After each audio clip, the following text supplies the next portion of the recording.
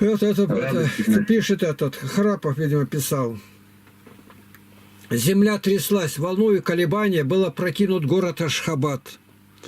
В развалинах оставшиеся здания об этом и сегодня говорят. Об этом говорит мечеть туркменов, зияющие раны обнажив. Здесь многие уж были, несомненно, и доставали здесь карандаши. Стена чернеет в именах и датах, то экскурсанты записи вели, мол, были здесь такие-то, тогда-то. Да, были, посмотрели и ушли. Я лишь одну из надписей в мечети до их пор мог в памяти хранить.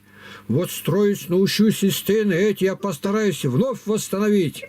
Такое вот стремление и желание должно присуще быть сегодня нам. Отметили большое колебание сейсмографы Господни по церквам.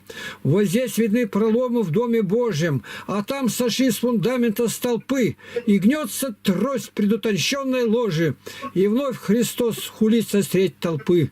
О, как нужны теперь нам христиане, которые могли бы повторить: я приложу все силы и старания, что Божий дом опять восстановить. Поменьше б тех, кто смотрит равнодушно на раны церкви в тягостные дни. Поменьше б тех, кому одно лишь нужно, что в списках общин числились они.